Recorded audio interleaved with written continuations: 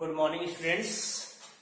आज का जो हम लोग का चैप्टर है, नया चैप्टर है ब्रीदिंग एंड रेस्पिरेशन। थोड़ा सा इसके बारे में जान लेते हैं कि ये जो ब्रीदिंग एंड रेस्पिरेशन चैप्टर है ये क्लास 11th के एनिमल फिजियोलॉजी का दूसरा चैप्टर है। मीन्स पहला चैप्टर एनिमल फिजियोलॉजी का जो है डाइजेस्टिव सिस्टम है, दूसरा जो है रेस्पिरेटरी सिस्टम जिसका नाम है breathing and respiration.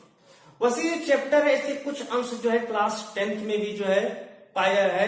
Class 10th भी जो पहला चैप्टर है उस पहले चैप्टर में यानी जीवन के जो कह सकते हैं उसमें जो जीवन की मौलिक इकाई है उसका जो पहला चैप्टर है उस पहले चैप्टर में रेस्पिरेटरी सिस्टम जो है एक पार्ट के रूप में उपस्थित है। तो अतः यह जो है 10th और 11th दोनों के लिए काफी इंपॉर्टेंट है।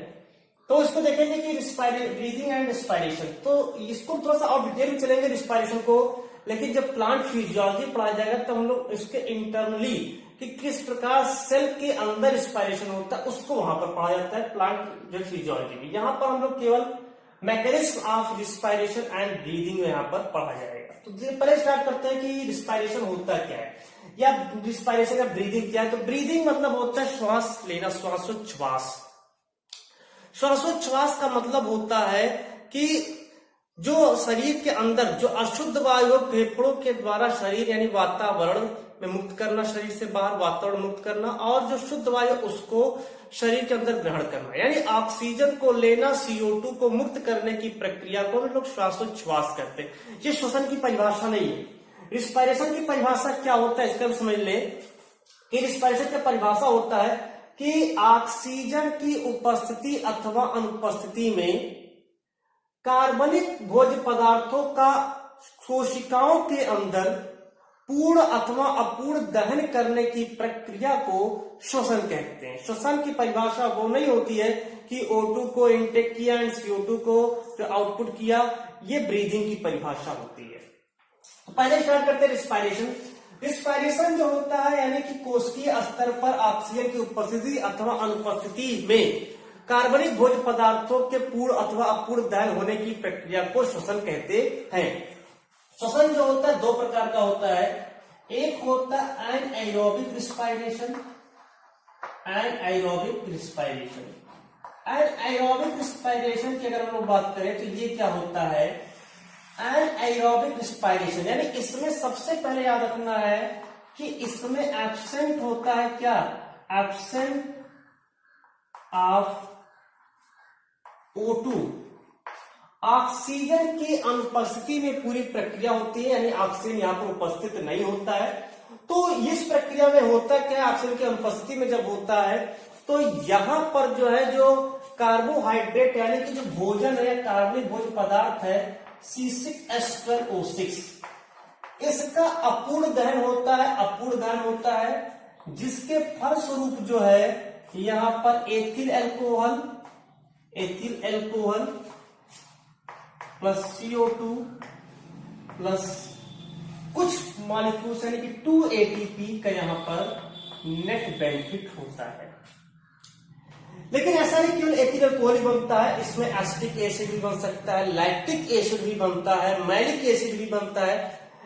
मैलिक उसके लैक्टिक एसिड की बात करें तो लैक्टिक एसिड जैसे हम लोग होते हैं जब कभी कभी होता है कि डंबलिंग करते हैं बहुत ज्यादा, कुछ डंबलिंग कर रहे हैं तो उस डंबलिंग की प्रक्रिया में क्या होता है जैसे ये मसल्स काफी फूल जाते हैं, उस समय होता है कि इस मसल्स के ऑक्सीजन की कैपेसिटी बढ़ जाती है क्योंकि वहां पर अधिक मात्रा में एनर्जी चाहिए और जितनी मात्रा में यहाँ पर ग्लूकोज को जलाएगा उतनी अधिक मात्रा में एनर्जी निकलेगी।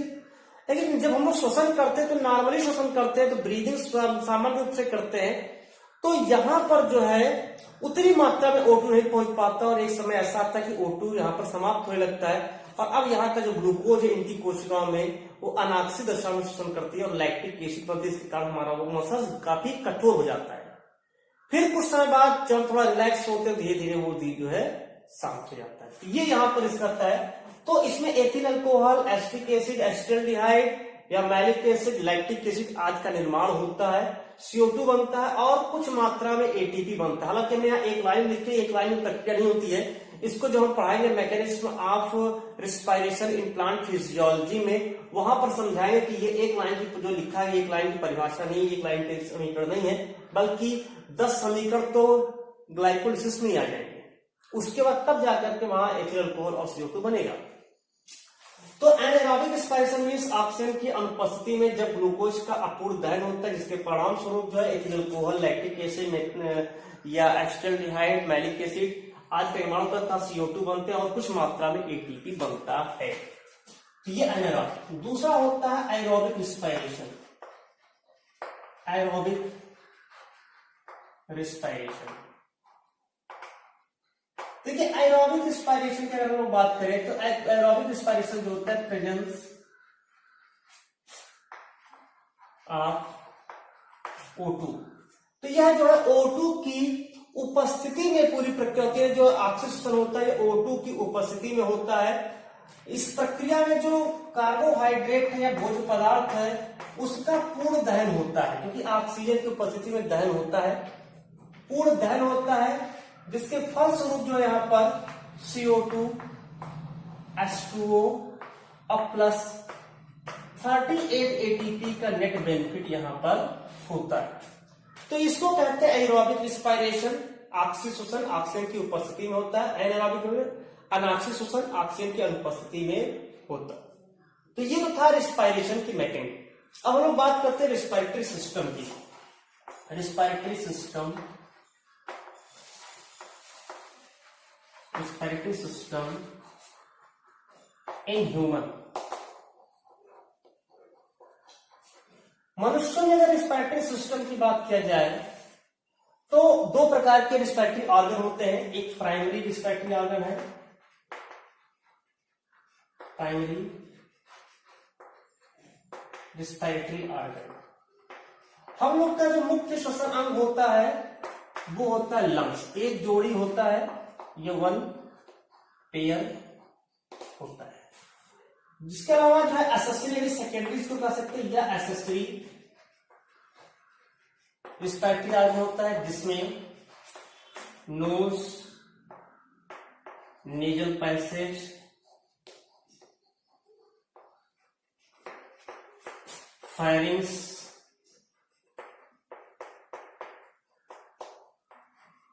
विंड पाइप,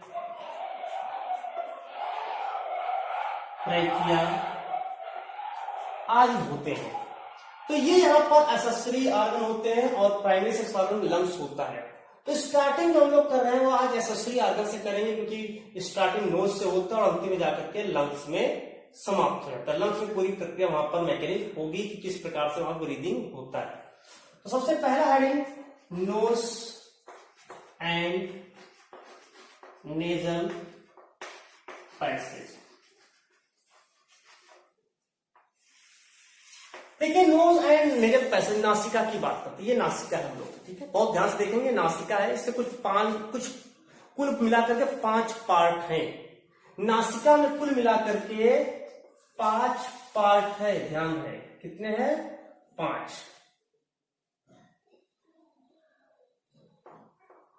ये मान लीजिए एग्जाम्पल, सबसे ऊपर यहां ध्यान से देखेंगे, सबसे ऊपर ये जो पार्ट होता है जो दबा हुआ है इसको कहते हैं रूट। इसको मान लेते हैं यही है, ये होता है रूट। उसके थोड़ा सा नीचे ये जहां पर देख रहे हैं इसको कहते हैं ब्रिज, उभा है, जिसको हिंदी में सेतु कहते हैं। ये जो होता है इसको कहते हैं बॉडी ऑफ नोज।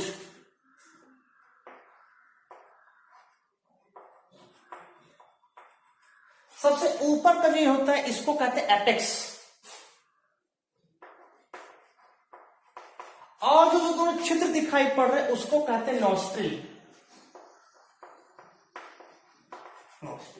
इस तरह से हमारा जो नासिका होता है वो 5 पार्ट्स में डिवाइड दिखाई पड़ रहा है, स्पष्ट है। और इसके अलावा जो नॉस्ट्रिल होता है वो एक बीच में एक सेप्टम के थ्रू जो है बटी होती है, यानी कि नॉस्ट्रिल वो 2 होता है, एक बीच में सेप्टम पाया जाता है। इस सेप्टम को हम लोग नासापट कहते हैं, नेजल सेप्टम के नाम से जानते हैं।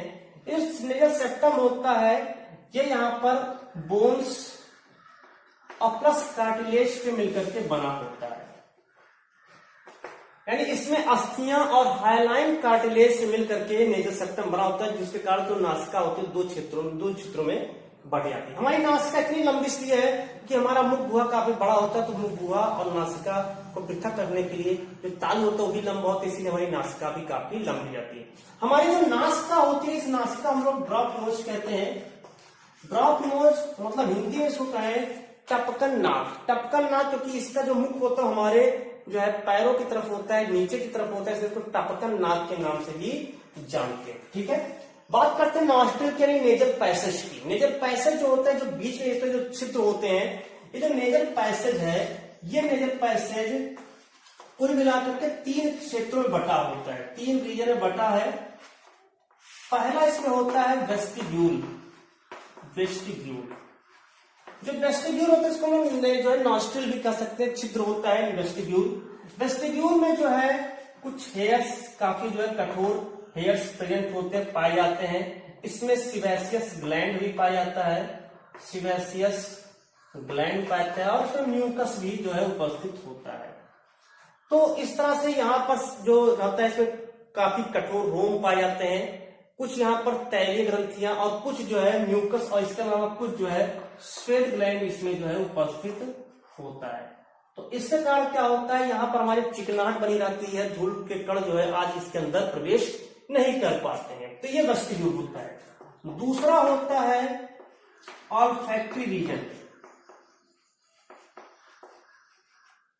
ऑल्फैक्टरी रीजन, जो ऑल्फैक्टरी रीजन होता है सुघ्राण, इसको प्रघ्राण कहते हैं, प्रघ्राण और घ्राण।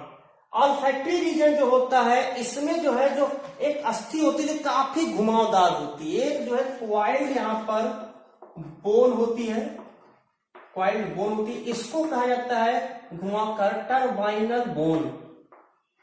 टर्बाइनल बोन के नाम से जानते हैं, पगड़ी से टर्बाइन घुमावदार, तो इसे यहाँ पर टर्बाइनल बोन कहते हैं। और ये टर्बाइनल बोन ये ऐसे मान लेते बना है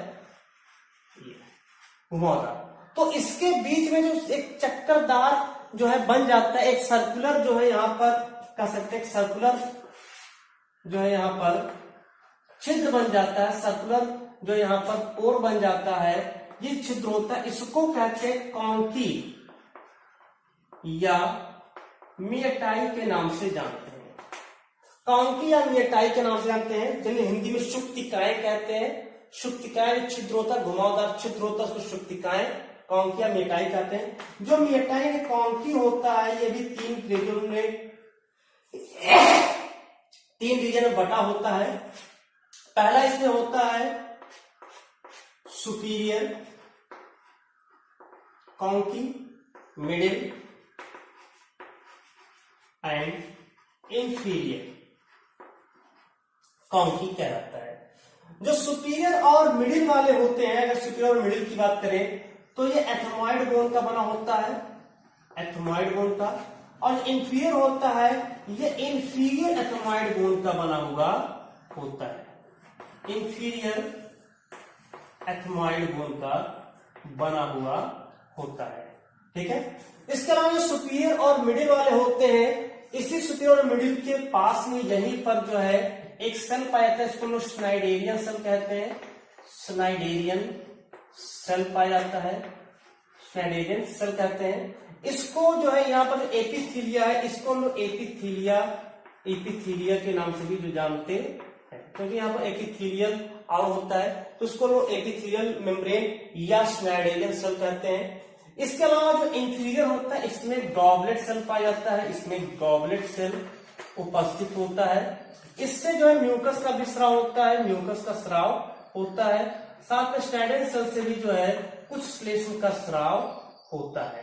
ठीक, फिर श्लेष्म का स्राव होता है। कभी कभी क्या होता है कि जब कोई बैक्टीरिया या वायरस हमारे नासिका में जाता है तो वहां इन्फेक्शन कर देता है, इसको हम लोग जुकाम कहते हैं। लगातार श्लेष्म का स्राव होने लगता है।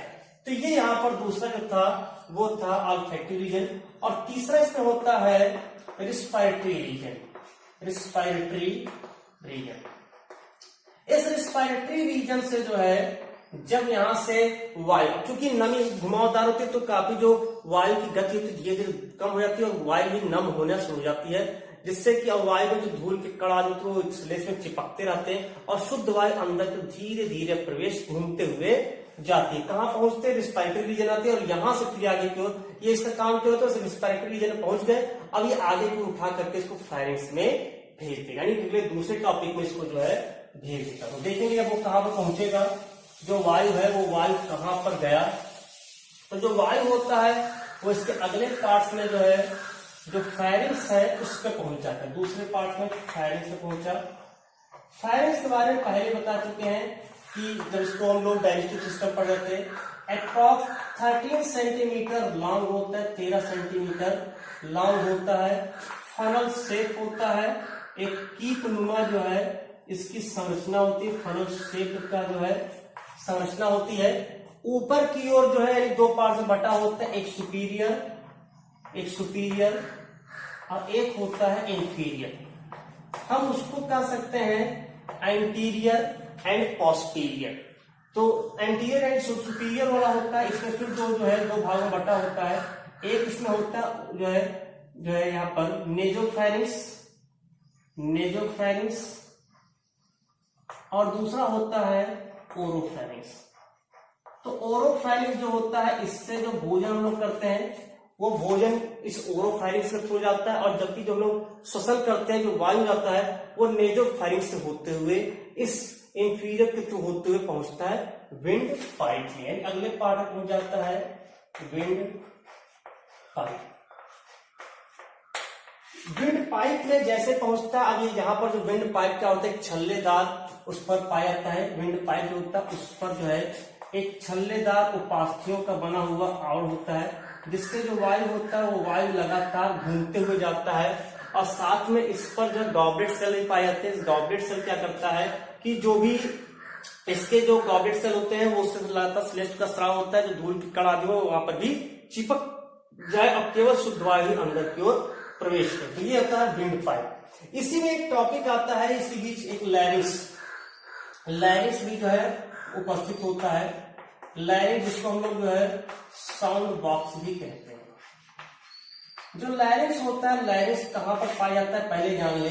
जो हम लोग की ग्रीवा होती है, उस ग्रीवा में कुल 7 कशेरुकाएं होती हैं, 7 वर्टिब्री होती हैं, 7 हड्डियां होती है। उसमें से 4th, 5th एंड 6th जो वर्टिब्री होता है, इसी वर्टिब्री के ठीक आगे, ठीक है, फ्रंट ऑफ 4, 5 एंड 6 वर्टिब्री, चौथी, पांचवी और छठी जो वर्टिब्री है उसी के ठीक सामने, यानी यहां आगे की ओर, ठीक है, आगे की ओर एक छल्लेदार, यानी कि यहां पर जो है एक त्रिभुजाकार जो है ट्राइएंगल शेप का जो है, ट्राइएंगल शेप का जो है एक बॉक्स होता है, जिसे हम लोग साउंड बॉक्स कहते हैं, क्योंकि यह ध्वनि उत्पादन का कार्य करता है, अतः इसे हम लोग जो है साउंड बॉक्स कहते हैं। अब जैसे मान लेते यही है, बना देते हैं गर्दन है, इसी गर्दन में यहीं पर जो है एक त्रिभुजाकार आकृति का यहाँ पर संरचना यहाँ पर पाई जा रही है। तो ये यहाँ पर जो है एक, यहाँ पर देखेंगे उपास्थियों से घिरी होती है, एक जो उपास्य से घिरी होती है, यानी कि जो बॉक्स होता है ये यहाँ पर कार्टिलेज से घिरी होती है, ठीक है, सराउंड्स बाय कार्टिलेज। तो कार्टिलेज से ये जो है घिरी होती है। अब जो कार्टिलेज होता है इसमें कुल 9 कार्टिलेज होते हैं। कुल कितने होते हैं? 9 कार्टिलेज होता है। इस 9 कार्टिलेज में जो है 3 जो होता है 3 पेयर में होता है, और प्लस 3 जो होता है वो अनपेयर्ड में होता है। तो 3 पेयर मतलब 3 दूना 6, 3 दूना 6 और 6 3 9 जो है कार्टिलेज का बना होता है। कौन कौन से होते हैं? बड़ा इंपॉर्टेंट है, याद रखिएगा कि अनपेयर्ड अगर कार्टिलेज की बात करें तो जो अनपेयर्ड कार्टिलेज होता है यहाँ पर जो है, ये अनपेयर्ड कार्टिलेज 3 होते हैं। अनपेयर्ड कार्टिलेज 3 होते हैं। पहला इसमें होता है सबसे जो ऊपर की ओर यहाँ पर देखते हैं, इसको लोग कहते हैं थायराइड। तो सबसे ऊपर वाला होता है इसको कहते हैं थायराइड। उसके बाद दूसरा होता है क्रीक्वाइड, और तीसरा होता है एपिग्लॉटिस।